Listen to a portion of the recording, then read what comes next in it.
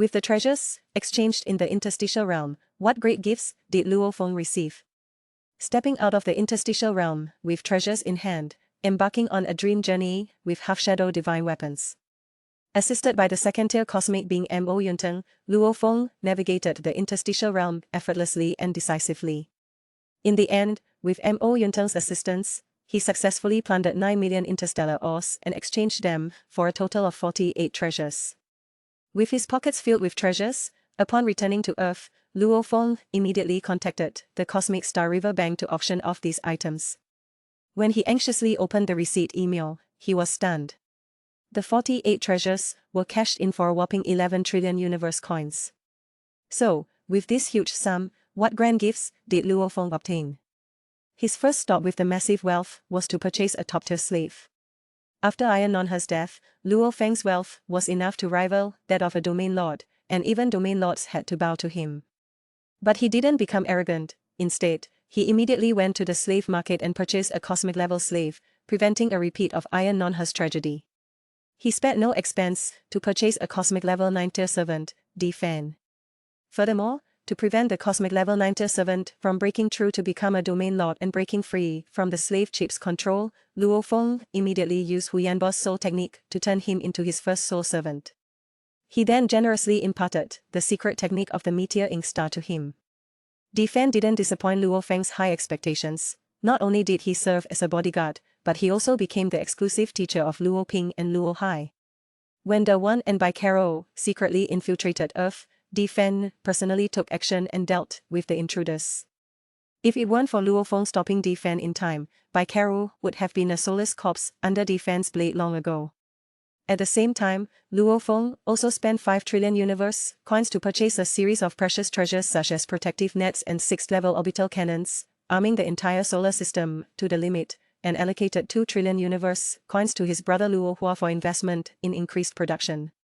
Because of this, when Luo Feng participated in the Chenwu auction, he felt uneasy in the auction hall. With only 4 trillion assets left in his hands, he lacked confidence in buying several items among the myriad of rare treasures.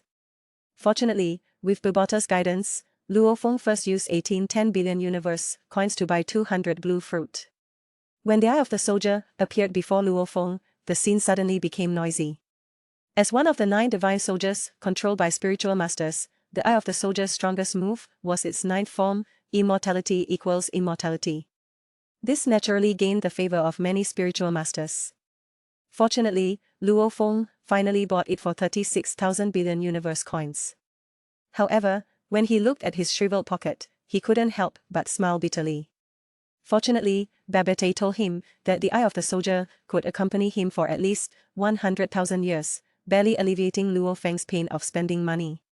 But the next live fruit made Luo Feng completely hesitant. Wei Hong told Luo Feng more than once to seek a live fruit for his Mo Yunteng. Facing the starting price of 500 billion, Luo Feng had to exchange his Eye of the Soldier for his own use. Fortunately, there were still 200 Lang fruits available.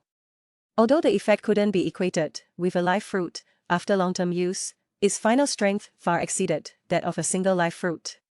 Therefore, Luo Feng divided the 200 Lang fruits in half, keeping 100 to cultivate Mo Yunteng, and gave the other 100 to his eldest brother, Hong. When he encountered the incomplete skin of the demon-killing clan, the helpless Luo Feng had to turn to his younger brother Luo Hua for help.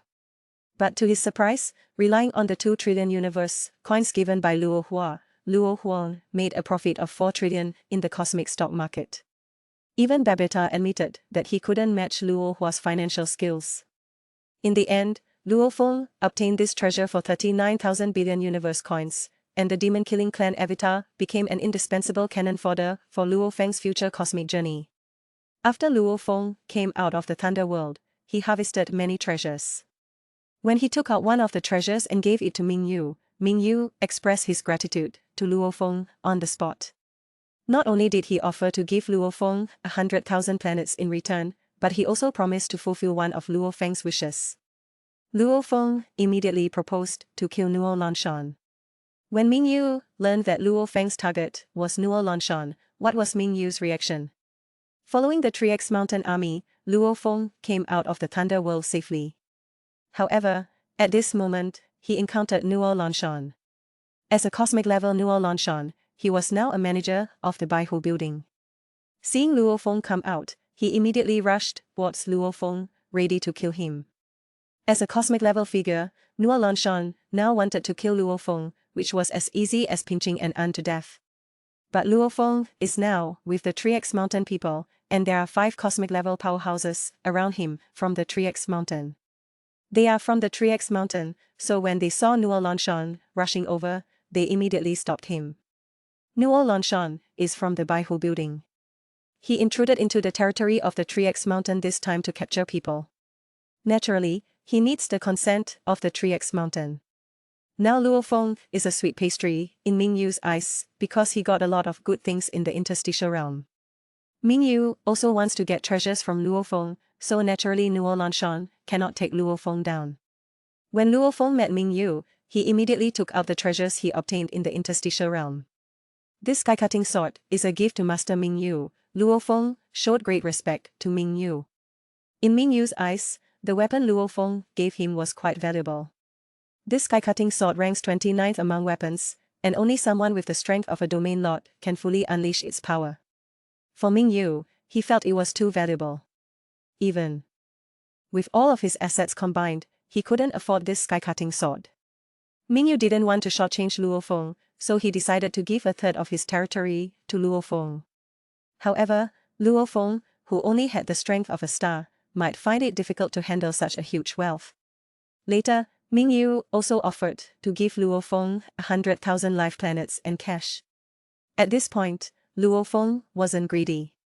He only asked for 100 life planets, and Mingyu also paid 200 billion universe coins. Of course, at this point, what Luo Feng wanted most was not these things. He wanted to use Mingyu's power to get rid of Nuo Lanshan. In Mingyu's view, killing 10 cosmic level 9 beings was not equivalent to the value of a sky-cutting sword. Thus, Mingyu readily agreed to Luo Feng's request. With his psychic power, Mingyu could completely envelop Kanglin's star. When he closed his eyes, his psychic power rapidly spread, scouring the entire Kanglin star, but he found no trace of Nuo Lanshan. Upon opening his eyes, Mingyu informed Luo Feng of this situation. Luo Feng was quite surprised. He had not expected Nuo Lanshan to sense the danger and quickly board a spaceship to leave Kanglin's star. Nuo Lanshan was unaware of the depth of the relationship between Luo Feng and Mingyu. Consequently, he feared that Mingyu might take action against him for Luo Feng's sake. After all, Mingyu was a genuine domain lord powerhouse. For Nuo Lanshan, provoking Mingyu was akin to courting death, like squashing an ant. The appearance of the interstitial realm attracted various major forces of the Black Dragon Mountain Empire. Compared to the original work, the official adaptation made significant alterations to this part of the plot. While appropriate plot adaptations can enrich the storyline, excessive alterations can make it feel superfluous.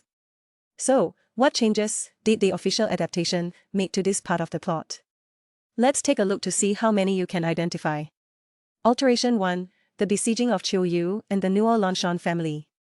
In the original novel, Chiu Yu was a minor character briefly mentioned. However, in the animation, he became a troublemaker, either plotting against Luo Feng or teaming up with the Nuo Lanshan family to besiege him. His actions attracted more animosity than even the 9 Empress. Given the status of the Nuo Lanshan family, there were only 200 slots available to enter the interstitial realm. Considering Nuo Lanshan's greedy nature, how could he possibly give up the opportunity to exchange for treasures and choose to join forces with a mere star-level Luo Feng to kill him? Alteration 2. Luo Feng never intended to avenge Tinan or release him and Augu from slavery in the original work. While Tinan's death did make Luo Feng angry, it was more due to being targeted and influenced by the man-eating nature of the Golden Horn Beast. After all, with the strength and status of the 9 Empress, Luo Feng couldn't possibly contend with her, especially since she had a large number of weapons capable of killing cosmic-level powerhouses. How could Luo Feng seek his own death? However, in the animation, Luo Feng ignored Bobota's warnings and his own danger, insisting on releasing Tinan and Augu from slavery. This clearly highlighted Luo Feng's sense of righteousness and loyalty, as well as showcasing Tinan's loyalty. Based on the latest trailer for the animation, the Mo Yunteng, which has consumed the life fruit, has evolved to the cosmic level.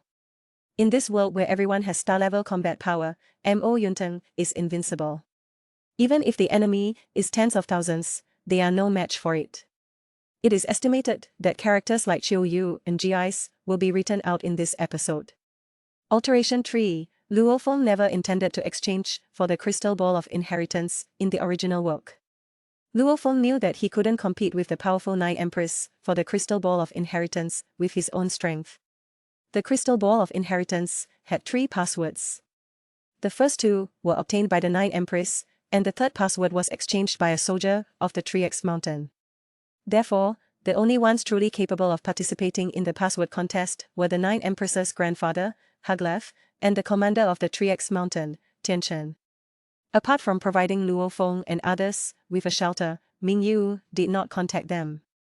At most, he acted out of cherishing talent. However, in the animation, Ming Yu not only demanded that Luo Feng exchange for the crystal ball of inheritance, but also did not send reinforcements when Luo Feng and others were pursued by the Nine Empress. In the end, Luo Feng and his companions fought alone, and after Tinan's innocent death, Luo Feng avenged him with the evolved Mo Yunteng at the cosmic level. Alteration 4. The psychological state of Lord Mist in the original work was very twisted. Loneliness for tens of millions of years had twisted Lord Mist's mind. He deliberately leaked information about Luo Feng's treasure exchange to the Nine Empress, resulting in Luo Feng being hunted down. Lord Mist was the mastermind behind Tinan's death. Furthermore, Lord Mist's detection range could not cover the entire interstitial realm, so he couldn't detect Luo Feng and the others. It should be noted that Luo Feng had the intelligent life presence of Babetta, an immortal powerhouse. However, in the animation, Lord Mist's presence was strengthened. Not only could he monitor the entire interstitial realm, but he also evaded Bibotta's detection. Upon discovering that Thunder God possessed the Thunder Domain, he deliberately exposed Luo Feng and others' whereabouts to Chiu Yu. All of his actions seemed to be a test for Thunder God, but were actually harboring malicious intent. During Luo Feng's exchange for the password, he deliberately delayed and played games with the Nine Empress, preventing her from successfully obtaining the crystal ball of inheritance's password. Given the Nine Empress's vengeful personality, Luo Feng and his companions would undoubtedly become enemies of the interstitial realm. If it weren't for Luo Feng's plot armor, Lord Mist's so-called disguise test might have resulted in Luo Feng and his companions losing their lives in the interstitial realm.